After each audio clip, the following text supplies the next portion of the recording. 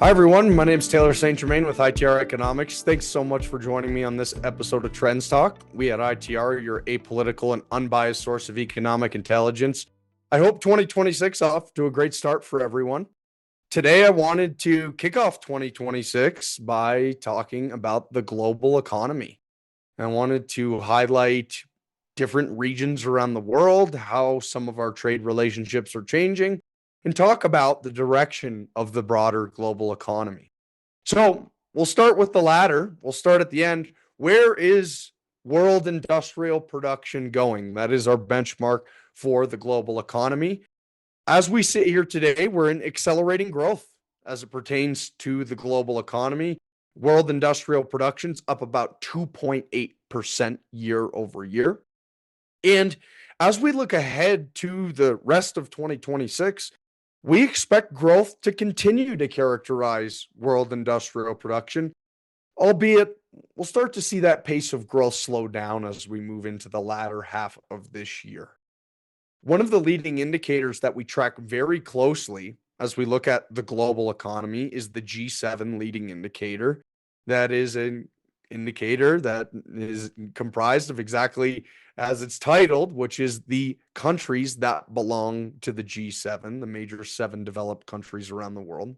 It is an 8-month leading indicator to world industrial production, and it is suggesting that we see some sideways movement in the growth rates of the global economy. It's not pointing below zero, which is the important context here. That leading indicator is suggesting that we see growth, but that growth could come at a slower pace. The reason I bring this up is because I know there's a lot of concerns geopolitically when we look at what has happened in recent weeks with the situation in Venezuela, when we continue to monitor Russia, Ukraine, when we look at some conflicts in the Middle East and some challenges in the EU.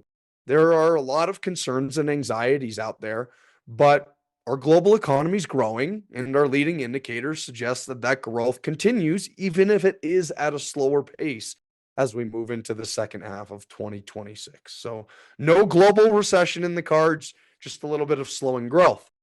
Now, there are going to be certain countries or regions that grow faster than others. And for those of you that are Trends Report subscribers, you could head over to our Trends Report, because in the Trends Report, we have our global dashboard. And that highlights many of these countries and regions and their forecasts for 2026. The regions that we focus on in that global dashboard are Canada, Mexico, Brazil, Western and Eastern Europe, India, and China.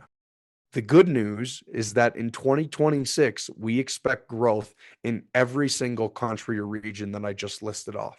So let me put that growth in context. We have Canada's industrial economy growing at 1.3% year over year. Mexico at 0.8%, Brazil at 0.5%, Western Europe at 1.2%, Eastern Europe at 3.5%, India at 3.3%, and China at 3.9%. So it is important to acknowledge that some regions will grow faster than others, but again, the key takeaway here is there's no negative numbers for those countries as we look at growth rates for 2026.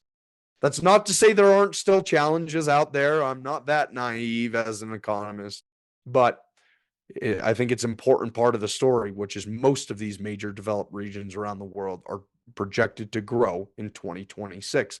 Now, I did want to linger on the fact that our trade relationships are changing a little bit. I should say a few metrics, all under the same umbrella that I focus on, is U.S. imports of goods. And I look at U.S. imports of goods from China, Canada, Mexico, and Europe. And we have seen some massive shifts over the last 9 months since tariffs have been in place. We have seen a significant decline in imports from China. The U.S. is buying a lot less from China. That number is down to $359 billion. Canada has also seen a decline in imports. So the U.S. is importing less from Canada and importing less from China. Then the question is, who's making up the difference? Well, it's Mexico and the EU and Europe that are making up the difference. We have seen an increase in our imports from the EU. We have seen an or an increase in our imports from Mexico. So the clear takeaway here is tariffs and trade relationships, they have impacts on economies. China and Canada are the real losers so far of this whole situation, as the US is importing a lot less from those two countries, and Mexico and the EU have been the winners so far in 2025. Everybody always asks me, Taylor, what's going to happen with the tariffs? Folks, if I knew what's on President Trump's mind, I'd be a very wealthy guy somewhere. That's not always the case. My guess is as good as yours there. But what we can do is continue to evaluate the impacts from the tariff policies. As they change, we continue to look at how our trade relationships change. We look at the resiliency of supply chains around the world, so you can be best positioned to take on the global economy, the global supply chain, regardless what's happening with tariffs. That's my goal for 2026. Again, I don't set tariff policy. I don't know what's on President Trump's mind, but we here at ITR, we have a lot of data. We have a lot of resources to help you through these uncertain times so that we can grow, just like all of the growth rates for 2026 are showing us for the different countries around the world. I'll continue to keep you updated on this and a lot of other great global events throughout 2026. Thanks for tuning in. Thanks for joining me on this episode of Trends Talk. Please like and subscribe to Trends Talk wherever you listen to your podcasts. I look forward to seeing you all in the next one. Thanks so much. Take care for now.